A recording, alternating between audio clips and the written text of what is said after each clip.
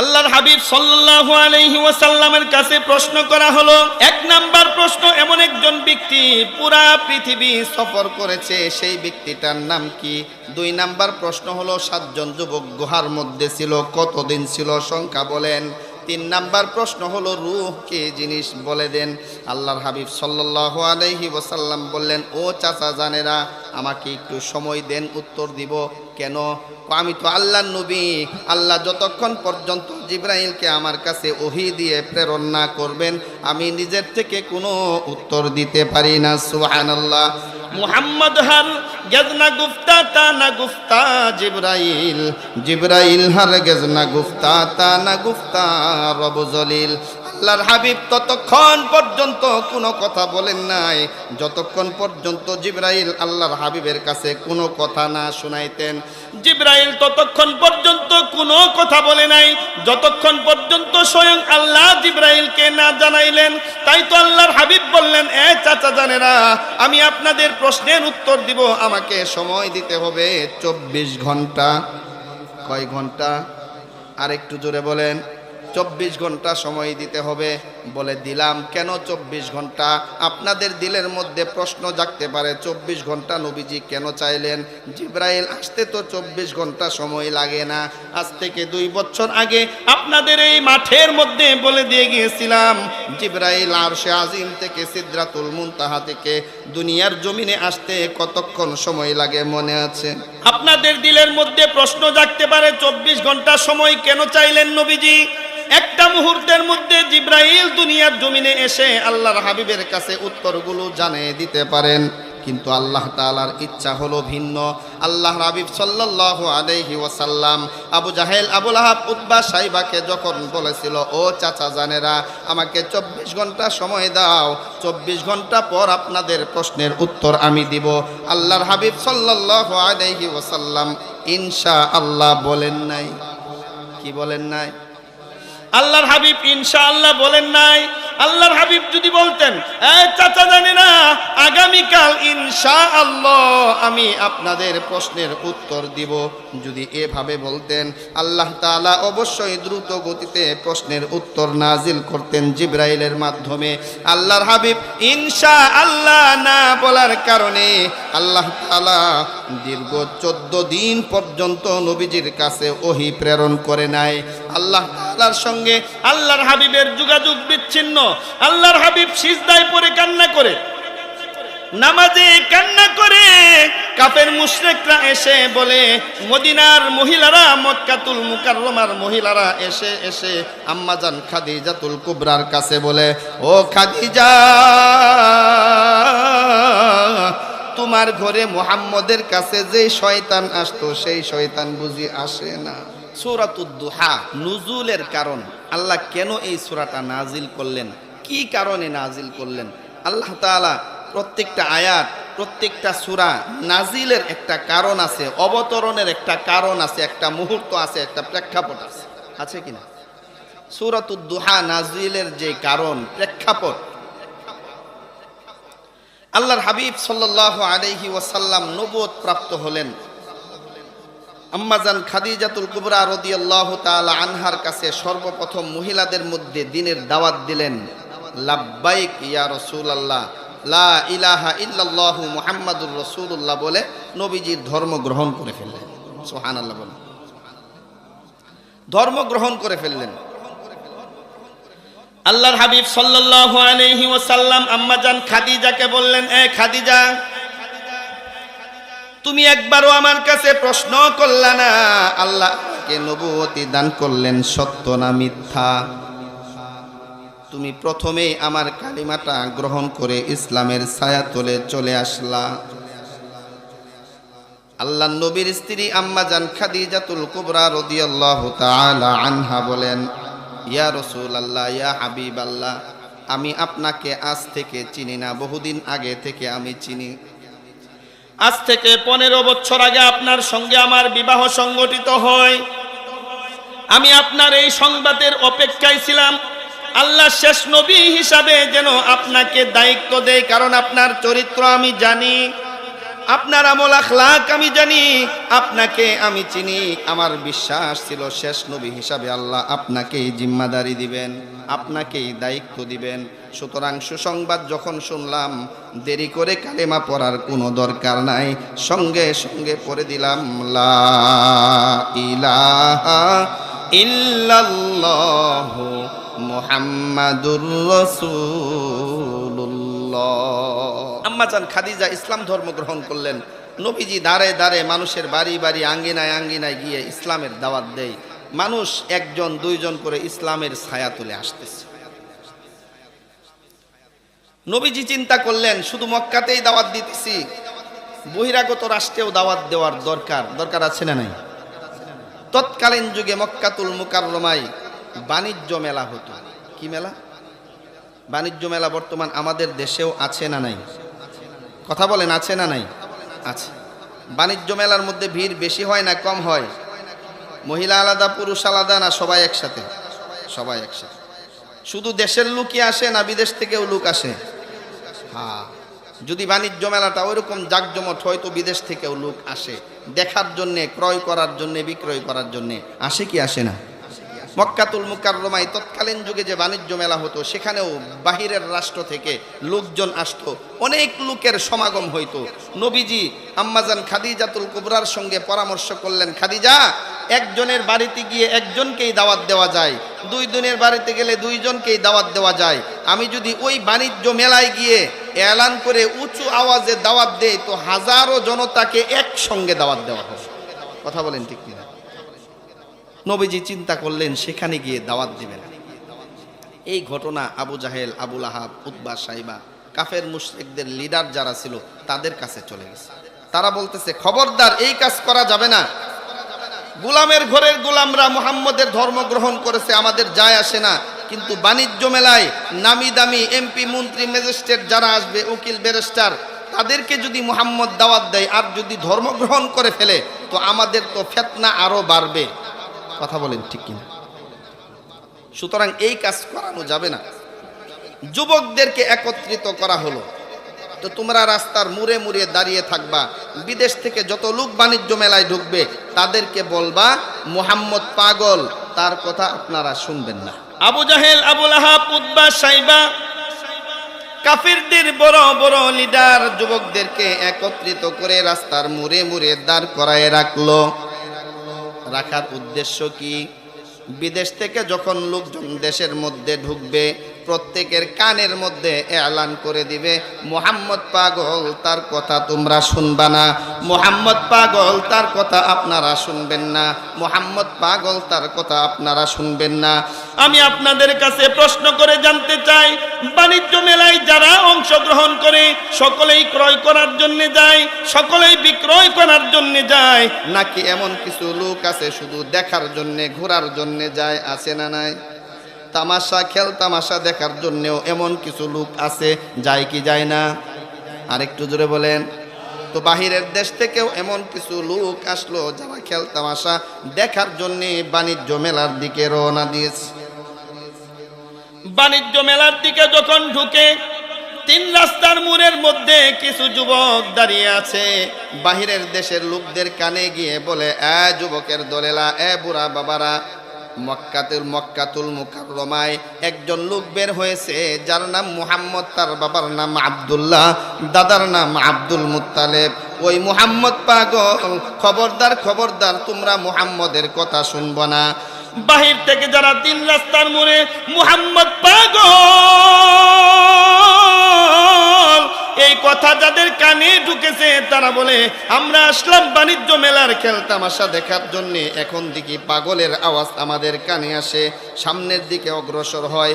আবার দুই রাস্তার মোড় পাওয়া যায়, রাস্তার বাঁকা মোড় পাওয়া যায়, তিন রাস্তার মোড় পাওয়া যায়, চার রাস্তার মোড় পাওয়া যায়। প্রত্যেকটা মোড়ে মোড়ে কিছু যুবক দলবদ্ধভাবে দাঁড়িয়ে আছে আর বলে, মুহাম্মদ পাগল, তার কথা তোমরা শুনবা না। যখন বাহির থেকে লোকজন আসে, মুহাম্মদ পাগল, মুহাম্মদ পাগল চিল্লায় বলেন না নাউজুবিল্লাহ, মুহাম্মদ পাগল, মুহাম্মদ পাগল।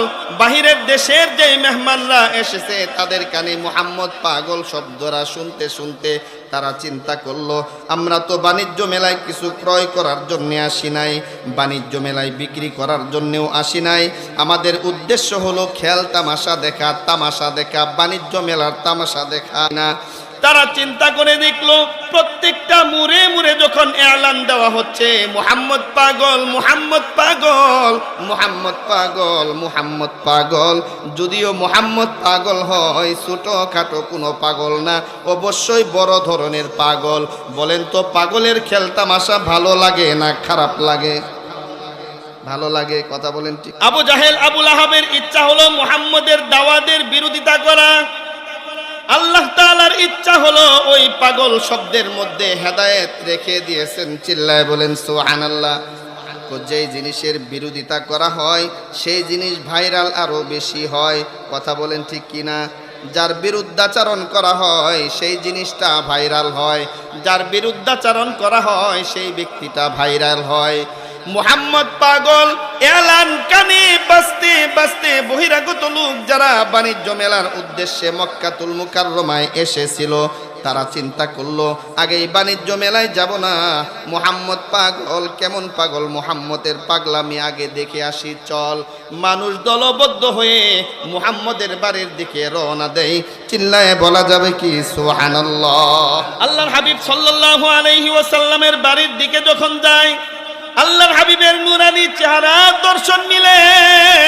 আল্লাহর হাবিবের উপর কুরআনুল কারীম যখন নাজিল হয়, কুরআনুল কারীম আল্লাহর হাবিবের সুমধুর কণ্ঠে তেলাওয়াত শুনে বাহিরের দেশের লোক যারা আসে পাগলামি দেখার জন্য মুহাম্মদের দরবারে যায়, মুহাম্মদের জবান থেকে কুরআন তেলাওয়াত শুনে চিল্লায় বলে, ও নবী মুহাম্মদ আর দেরি করতে চাই না, পড়িয়ে দেন লা ইলাহা ইল্লাল্লাহু মুহাম্মাদুর রাসূলুল্লাহ। মানুষ দলে দলে নবীজির কাছে যায় আর নবীজির জবানের কালেমা শুনে, নবীজির জবান থেকে কোরআন তেলাওয়াত শুনে পাগল হয়ে কালেমা পড়ে মুসলমান হয়ে বাণিজ্য মেলায় ঢুকে। সুবহানাল্লাহ। আবু জাহেল আবু লাহাব চিন্তা করলো ঘটনা তো উল্টা, আমরা প্রচার করতে চাইলাম মুহাম্মদ পাগল, মুহাম্মদের কাছে যেন কেউ না যায়, আর পাগলের এলান করার কারণে মানুষ আরো দলবদ্ধ হয়ে পাগলামি দেখার জন্য মুহাম্মদের দরবারে যায়, আর মুহাম্মদের জবান থেকে ওই আসমানি মুজিজা কোরআনের তেলাওয়াত শুনে কালিমা গ্রহণ করে তারা দলবদ্ধ হয়ে চলে আসে বাণিজ্য মেলায়। আবু জাহেল আবু লাহাব উতবা সাইবা মক্কাতুল মুকাররমার আঙ্গিনার মধ্যে পরামর্শ বসলো, বৈঠক বসলো, কি করা যায়, কি করা যায়। এক লিডার আরেক লিডারকে বলে, আমি তো শুরুতেই বলেছিলাম বিরোধিতা করার দরকার নাই, আপনার কারণেই তো বিরোধিতা করে গজবটা নিয়ে আসলেন, মুহাম্মদের ধর্মের অনুসারী বেশি হয়ে গেল। আরে বাজে কথা বলার সময় নাই, এখন কি করা যায়, মুহাম্মদের দাওয়াত কিভাবে বন্ধ করা যায়, তাড়াতাড়ি পরামর্শ দাও। একজনে পরামর্শ দিল, যদি মুহাম্মদের জবানটা তোমরা বন্ধ করতে চাও, যদি মুহাম্মদের জবান তোমরা বন্ধ করতে চাও, যদি মুহাম্মদের জবান তোমরা বন্ধ করতে চাও, তাহলে এই বাণিজ্য মেলাটা যত দ্রুত সম্ভব বন্ধ করে দাও। এলান করা হয়েছিল বাণিজ্য মেলা চলবে 2 মাস। কয় মাস? 15 দিনের মাথায় বাণিজ্য মেলা ঘোষণা দেওয়া হলো বিরতি, বাণিজ্য মেলার ঘোষণা দেওয়া হলো সমাপ্ত। এই বছরের মতো এবারই আজকের দিনেই বাণিজ্য মেলা শেষ, কারণ বাণিজ্য মেলা যত লম্বা হবে মুহাম্মদের অনুসরণকারী তার সাহাবা তার উম্মত তত বেড়ে যাবে। কথা বলেন ঠিক কিনা? বাণিজ্য মেলা বন্ধ করা হলো। 4 জন লিডার মক্কাতুল মুকাররমার আঙ্গিনার মধ্যে পরামর্শ বসলো, কি করা যায়, এইভাবে মুহাম্মদের দাওয়াত যদি চলতে থাকে তো মুহাম্মদের ধর্ম বন্ধ হবে না, মুহাম্মদের অনুসরণ বন্ধ হবে না, মুহাম্মদের উম্মত বাড়তেই থাকবে, বাড়তেই থাকবে। একজন লিডার আরেকজন লিডারকে ডেকে ডেকে বলে এভাবে সম্ভব না। মদিনাতুল মুনাওয়ারায় তৎকালীন যুগে জাবুর তাওরাত ইনজিলের আলেমরা ছিল, ইহুদিদের মধ্যে যারা আলেম ছিল, তাদের পরামর্শ নেওয়া ছাড়া মুহাম্মদের ধর্ম বন্ধ করা সম্ভব না। কয়েকজন যুবককে একত্রিত করা হলো, তোমরা যাইবা মদিনাতুল মুনাওয়ারায়, ইহুদিদের আলেম যারা আছে ওই আলেমদের কাছে যাইবা, গিয়ে বলবা আমাদের দেশে একজন লোক নবী দাবি করে, বড় লোক না, বাবা নাই, এতিম সন্তান, আব্দুল্লাহর পোলা মুহাম্মদ, সে নবী দাবি করে উচ্চ মর্যাদাশীল কোনো লোক না। কিভাবে মেনে নিব তার নবুয়ত, কিভাবে তার অনুসরণ করব, তার উম্মত হিসাবে দুনিয়াতে থাকবো? ফয়সালা দেন। তোমরা আলেমদের কাছে গিয়ে পরামর্শ চাইবা। যুবকরা মক্কাতুল মুকাররমা ছেড়ে মদিনাতুল মুনাওয়ারায় চলে গেলেও মদিনার যত ইহুদি আলেমরা ছিল, সকল ইহুদি আলেমরা একত্রিত হয়ে সারা রাত পরামর্শ করলেন কি করা যায়, কি করা যায়। আব্দুল্লাহর পোলা মুহাম্মদ নবী দাবি করে বসেছে, আসলেও নবী কিনা কিভাবে প্রমাণ করা যায়? যিনি নবী বানাইলেন মুহাম্মদের নবুয়ত তিনি প্রচার করবেন, কথা বলেন ঠিক কিনা? মুহাম্মদের নবুয়তের চাবিকাঠি কার হাতে? আরো জোরে বলেন না, কার হাতে? আল্লাহ চান প্রচার প্রসার করতে, বন্ধ করার ক্ষমতা কারো আছে? বলেন না, আছেনি? কাফেরদের ইহুদিদের আলেমদের কাছে যখন তারা পরামর্শ চাইলো, সারা রাত ভরে তারা চিন্তা ভাবনা করলেন। সকালবেলা যুবকদেরকে ডাকা হলো, এ মদিনা, এ মক্কার যুবকের দলেরা এদিকে আসো, পরামর্শ হয়েছে। সারা রাত গবেষণা করে আমরা 3টা প্রশ্ন পেয়েছি। আব্দুল্লাহর পোলা মুহাম্মদের কাছে গিয়ে প্রশ্ন 3টা করবা। ইহুদিদের আলেমরা পরামর্শ করার পর সারা রাত গবেষণা করে 3টা প্রশ্ন বের করেছে। মক্কার যুবকদেরকে ডাকা হলো, এ মক্কার যুবকেরা এদিকে আসো। সারা রাত গবেষণা করে 3টা প্রশ্ন পেয়েছি। আব্দুল্লাহর পোলা মুহাম্মদকে গিয়ে প্রশ্ন 3টা করবা। আব্দুল্লাহর পোলা মুহাম্মদ যদি প্রশ্ন 3টার উত্তর দিতে পারে, মনে করবা মুহাম্মদ সাধারণ কোনো লোক নয়, মুহাম্মদ আল্লাহর নবী, এতে কোনো সন্দেহ নাই। আল্লাহু আকবার। প্রশ্ন কয়টা? প্রশ্ন কয়টা? যুবকরা চলে আসলো লিডারদের কাছে, এসে বলে 3টা প্রশ্ন দিয়েছে ইহুদি আলেমরা। সারা রাত গবেষণা করে 3টা প্রশ্ন পেয়েছে, সেই 3টা প্রশ্ন দিয়ে আমাদেরকে প্রেরণ করেছে। প্রশ্ন 3টা কি? আবু জাহেল প্রশ্ন করে প্রশ্ন 3টা কি? প্রশ্ন হলো, 1 নাম্বার প্রশ্ন, এমন একজন ব্যক্তি দুনিয়াতে এসেছিল যে পূর্ব থেকে পশ্চিম, উত্তর থেকে দক্ষিণ পুরাটা পৃথিবী ভ্রমণ করেছিল, তার নাম কি? 2 নাম্বার প্রশ্ন কি?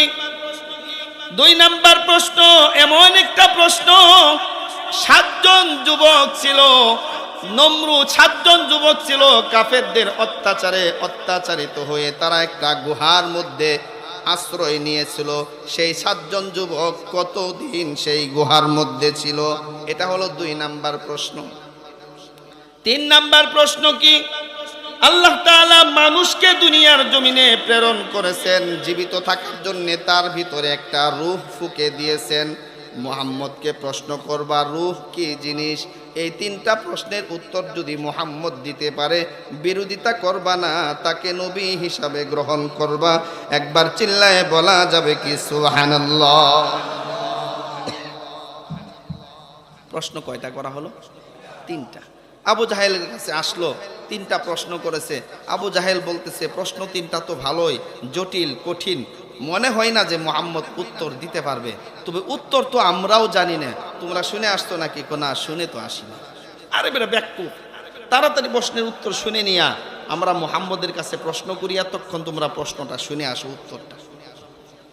যুবকরা আবার চলে গেল মদিনাতুল মুনাওয়ারায়। আবার ইহুদি আলেমদের কাছে গিয়ে বললেন, প্রশ্ন শিখিয়ে দিলেন 3টা, উত্তর তো আমরাও জানি না, আমাদের লিডাররাও জানে না। যুবকরা চলে গেল মদিনায়। আবু জাহেল, আবুল আহাব, উতবা, সাইবা মুহাম্মদের কাছে গিয়ে বলে, এ মুহাম্মদ, হ্যাঁ ভাতিজা মুহাম্মদ, তুমি নবী দাবি করো, ভালো কথা, তোমার কাছে 3টা প্রশ্ন আমাদের আছে। যদি প্রশ্ন 3টার উত্তর তুমি দিতে পারো তাহলে তোমাকে নবী হিসাবে মানতে আমাদের কোনো বাধা নাই। তোমার ধর্মের প্রচার প্রসার করবা, তুমি দাওয়াতের কাজ করবা, আমরা কোনোদিন বাধা দিব না। আল্লাহর হাবিব বলেন, ঠিক নাকি? হ্যাঁ বলে ঠিক। তাহলে প্রশ্ন 3টা করেন। আল্লাহর হাবিব সাল্লাল্লাহু আলাইহি ওয়াসাল্লাম বলেন, ও চাচা জানেরা, আমার একটা শর্ত আছে, আমি প্রশ্নের উত্তর দিব, আমাকে সময় দিতে হবে। বলে, কেন সময় দিব? তুমি না নবুয়ত দাবি করলা? আল্লাহর হাবিব সাল্লাল্লাহু আলাইহি ওয়াসাল্লামের কাছে প্রশ্ন করা হলো। 1 নাম্বার প্রশ্ন, এমন একজন ব্যক্তি পুরা পৃথিবী সফর করেছে, সেই ব্যক্তিটার নাম কি? 2 নাম্বার প্রশ্ন হলো, 7 জন যুবক গুহার মধ্যে ছিল, কতদিন ছিল, সংখ্যা বলেন। 3 নাম্বার প্রশ্ন হলো, রূহ কি জিনিস, বলে দেন। আল্লাহর হাবিব সাল্লাল্লাহু আলাইহি ওয়াসাল্লাম বললেন, ও চাচা জানেরা, আমাকে একটু সময় দেন, উত্তর দিব। কেন? আমি তো আল্লাহর নবী, আল্লাহ যতক্ষণ পর্যন্ত জিবরাইলকে আমার কাছে ওহী দিয়ে প্রেরণ না করবেন আমি নিজের থেকে কোনো উত্তর দিতে পারি না। সুবহানাল্লাহ। মুহাম্মদ হার গেজনা গুফতা তা না গুফতা জিবরাইল, জিবরাইল হার গেজনা গুফতা তা না গুফতা রব জলিল। আল্লাহর হাবিব ততক্ষণ পর্যন্ত কোনো কথা বলেন নাই যতক্ষণ পর্যন্ত জিবরাইল আল্লাহর হাবিবের কাছে কোনো কথা না শোনাইতেন।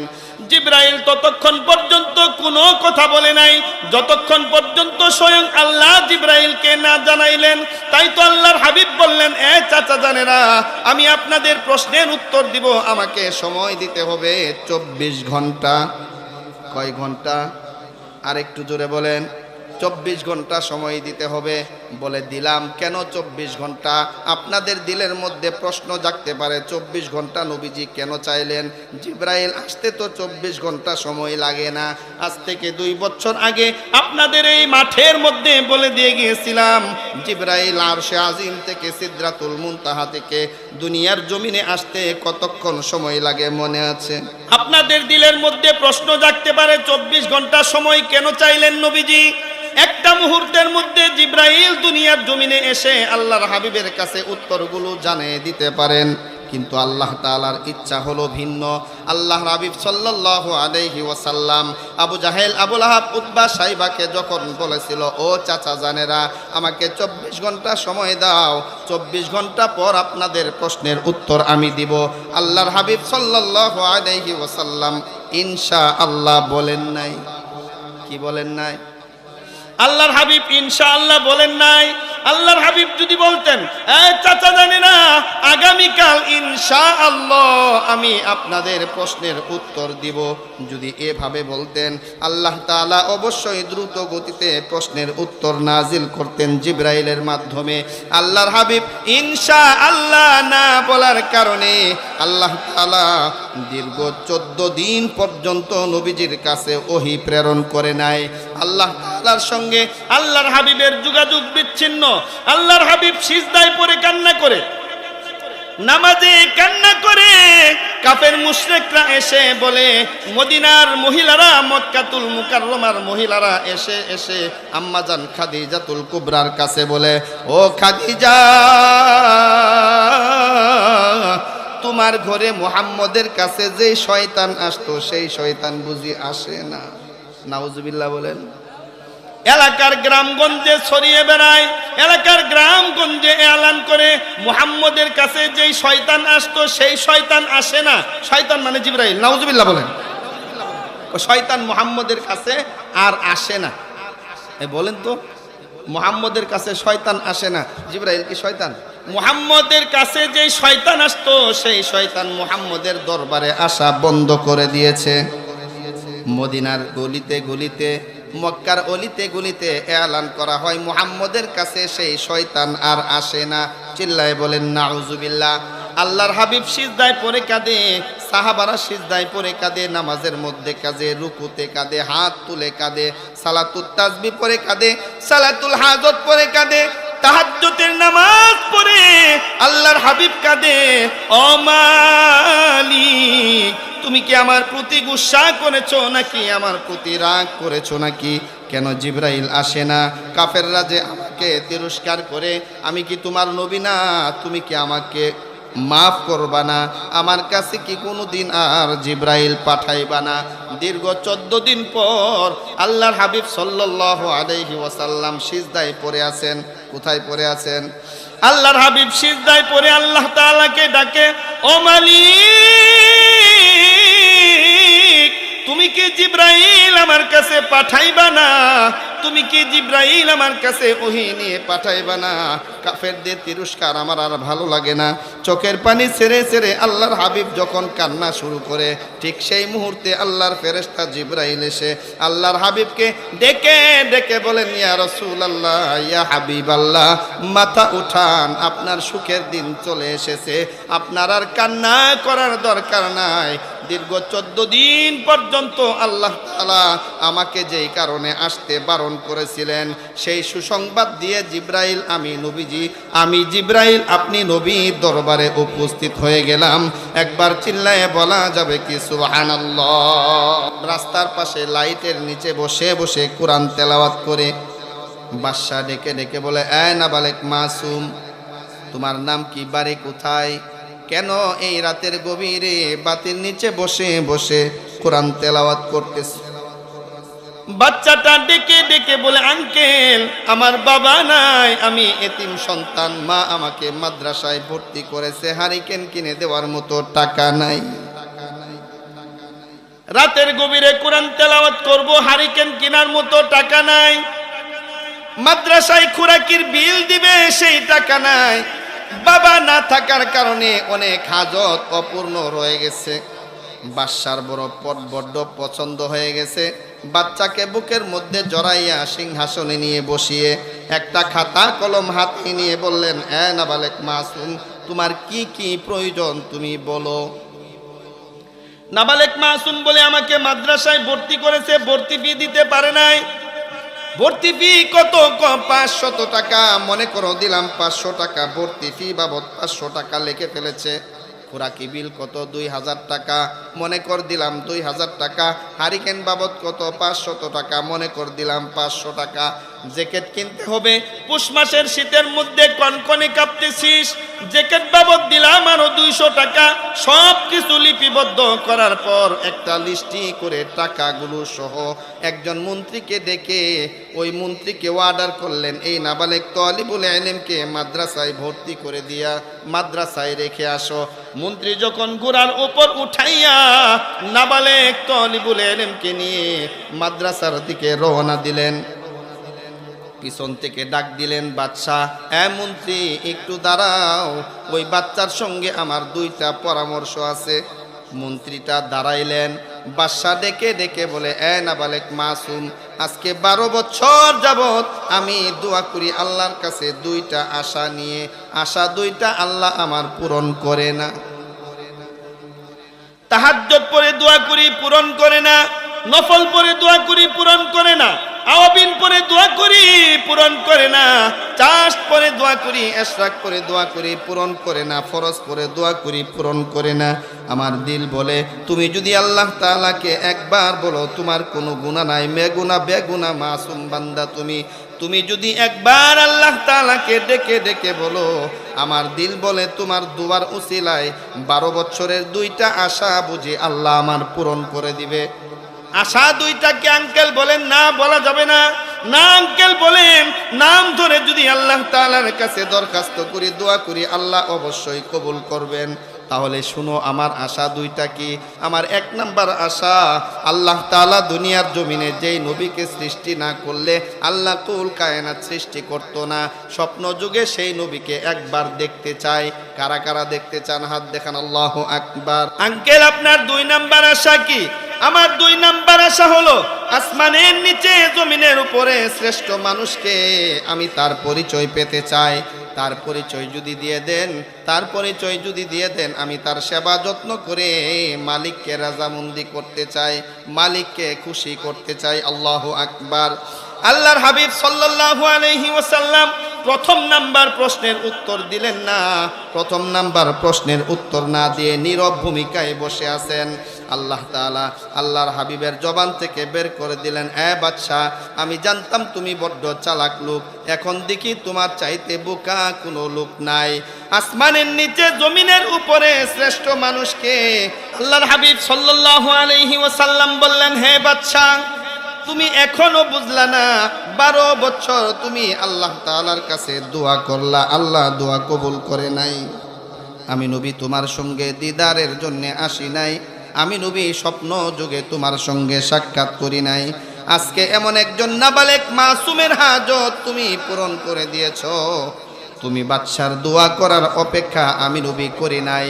ওই নাবালেক মাসুম দোয়া করতে দেরি হয় নাই, আমি নবী তোমার সঙ্গে সাক্ষাৎ করতে দেরি করি নাই। আল্লাহর হাবিব স্বপ্ন যুগে বাদশার সঙ্গে সাক্ষাৎ করে ফেললেন। সুবহানাল্লাহ।